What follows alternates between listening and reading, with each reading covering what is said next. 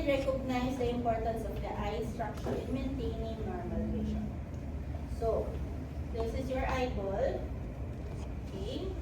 So here, this is a cross-section of your eyeball. Okay, so for the first part of your lecture, we'll be discussing only the principal structures of ocular anatomy. Okay, so as I've said earlier, the detailed, wala yung screen ko dito. Detailed anatomy of, di naman nawawala dito, okay lang sa, okay. Detailed anatomy of the individual parts of the eye will be discussed thoroughly as we go along this course. Okay. Wait lang, sorry. My page. Okay, so, yeah. The eyeball, it has 3 layers. So you have the outermost layer of your eyeball. So, outermost layer of the eyeball, you have the cornea. Ito, yung pinaka-outer. Na-appreciate na siya. Balik tayo. Yan. Outermost is, yun.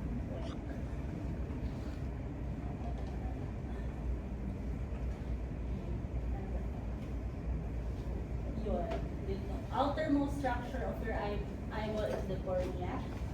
Okay. Then, the next layer, the next structure is your sclera. So the cornea is continuous with your sclera. Okay, and the third structure is the limbus. So the limbus is the junction between your cornea and sclera. So yun yung pinaka-outermost part of your eyeball. Okay, middle layer or the middle, what you call the uveal tract. This is composed of iris, choroid, and the ciliary body. So this middle layer is a vascular layer of your eye. And also it gives color to your eye, which is the iris, okay? The ciliary body is responsible for the production of the aqueous humor. Choroid is the nutrient organ of your eye. So, madi-discuss naman yan. Next, so, ayan, I forgot. Your eye also has 3 compartments.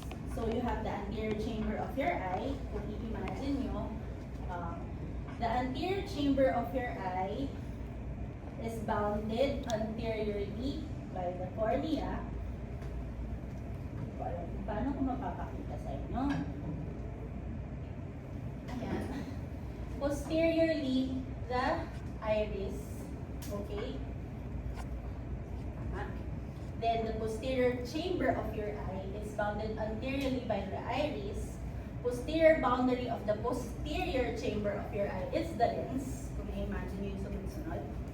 And the third and the largest compartment of your eye is the vitreous chamber. So, ito yan. Okay? And the vitreous chamber. So, it is bounded anteriorly by the lens, posteriorly the retina. Okay? Ito na yung mga dapat nyo nasaan. Okay. Next, conjunctiva.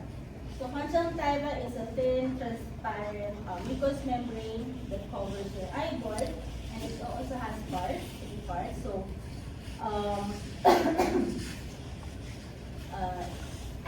the palpebral conjunctiva covers the posterior surface of your eyelid. So if you invert your eyelid, yung parang thin covering on, that's your palpebral conjunctiva. You also have the bulbar conjunctiva, so it covers the anterior surface of your sclera and the cornices. And you also have mga redundancies sa sides. You also have that sa mga fornix natin. So, composed of 5 layers of stratified columnar epithelial cells and also contains gland that maintains or help us in ocular lubrication. So it's very important yung glands dyan because it's part of our tear film. So the secretion na meron, the glands that are present in your conjunctiva secretes mucin to promote or to help in ocular lubrication. So, when you reach, next week yata yung topic niyo sa external disease, malalaman niyo yung importance ng tear film natin. Okay, functions of the conjunctiva, so it acts as a barrier against dust, microorganisms, and foreign bodies. Okay, it also for immune defense. Okay, it has immune cells to fight off infections. Okay, so these are the cells that are present in your conjunctiva or glands. So you have goblet cells, which secretes mucin. Okay, most numerous in the cornices. Also have the glands of Wolfram and Mans and Krause. So it's not just mucinous secretion, meron din siyang aqueous secretion. So very important in the maintenance of your tear film para hindi mag-evaporate agad yung tears natin. Okay, next structure is retinous capsule. So this is a fibrous membrane. It also envelopes the eyeball from the optic nerve. So nasa optic nerve siya sa likod, going to the limbus or limbal area. So in junction,